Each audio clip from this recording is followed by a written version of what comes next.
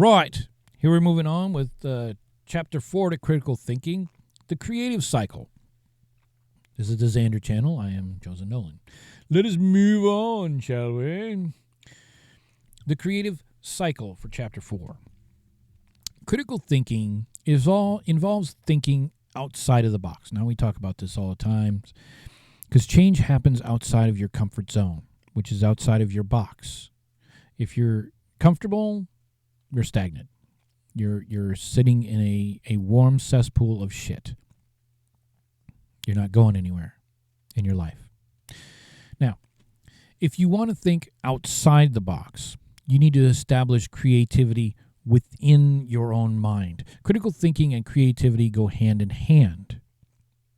Well, critical thinking involves thinking clearly and rationally, following the rules of logic and science, reasoning. Creativity involves coming up with new and useful ideas, as well as an alternative possibility or possibilities.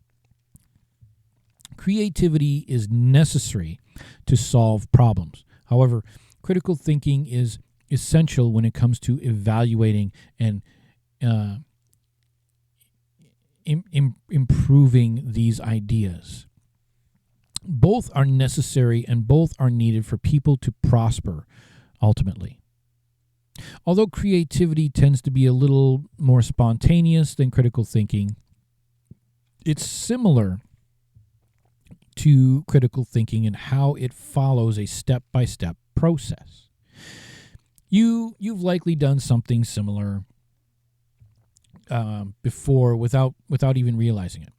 Creativity cycles improve. It basically involves 4 steps, right? You got your preparation step. It's just like it sounds. You're setting up the framework for whatever it is you're trying to come up with. That means gathering information. You read up on it in the library, online. You can also talk to other people to find out more. So at this stage, you're collecting everything that might be relevant to the situation without very much filtering or analysis. That's going to come later. Imagine an artist who is putting together their future big work of art with the theme of the environment. They can certainly pull out their canvas and make things up as they go along, but they want this creative masterpiece to be a thoughtful masterpiece. So they pull together as many resources that they can find to make this as in-depth as humanly possible from their perspective, because they're the artists. They're the ones creating. They want to invoke thought, right? Picture's worth 1,000 words, right? They want to invoke more from the person that's looking at their artwork. So now we got the exploration stage. At this stage, you've collected all the information you need.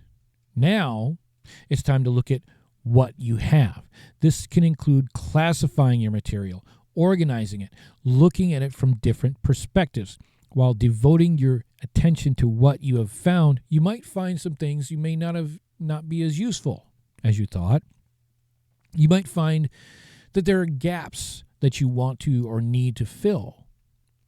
So think of the artist who at this stage will have gathered everything they can have to do with the environment, such as physical materials as well as written research. At this phase, the creative person will inspect everything to determine what they can and cannot use for their project, as well as starting to piece together what the final project will be like. 3, we have the incubation stage. Sometimes it's difficult to come up with a final plan. At this point, it's a good idea to pause and let the idea sit for a little while. Let it marinate, let's say. Set the task aside for a moment. Relax. Go get some coffee. Go talk to somebody. Come back to it when you believe that you can and when you're ready, right? Chances are An idea will come to you when you're listening to music or taking a walk. Maybe you're in the shower. Maybe you're doing the thinker pose. Maybe you need to get out into nature. Put away the research that you've done and just go for a walk in the woods. If that's what you're going to be painting or that's what you're going to be sculpting. The incubation stage lets you come back to the project with a fresh eye and new ideas. Are you going to incorporate the wildlife, or are you just going to paint a stagnant picture of a bunch of trees and not capture the squirrels and the birds and the other insects and the other creatures in the work? Maybe it's not a complete picture. Maybe it's of the local area or an area outside of your local area, so you need to do research on what the animals of that area that you're painting or sculpting actually look like. How many of them are there? Or are you doing a piece on a rare and extinct or hard to find creature? This moves us up to 4, the verification. Once you come back to your project, it is time to see if it can work. This means putting everything together and seeing what the outcome will be. If the project was unsuccessful and did not turn out to the outcome that you wanted, then it's time to go back to the drawing board, or maybe go back to another stage. Maybe you need to put something else in there. Maybe it's outside of your budget. If it was successful, then look back on what went well so you can repeat the process on the next project. The creative cycle is a lot more common than you may think.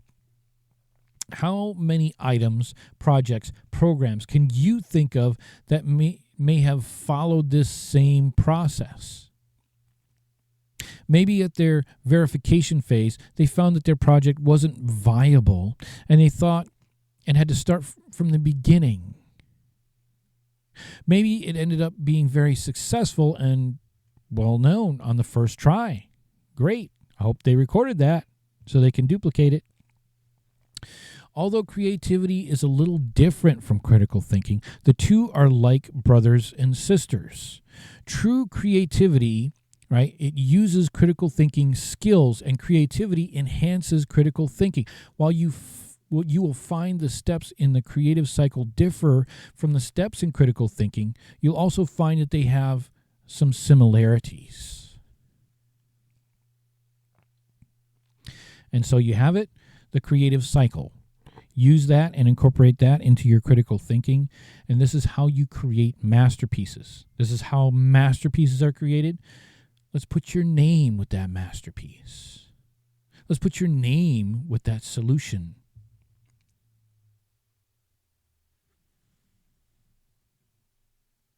This is Chapter 4 of Critical Thinking. This is the Zander channel. Come on back tomorrow for Chapter 5 for Metacognition.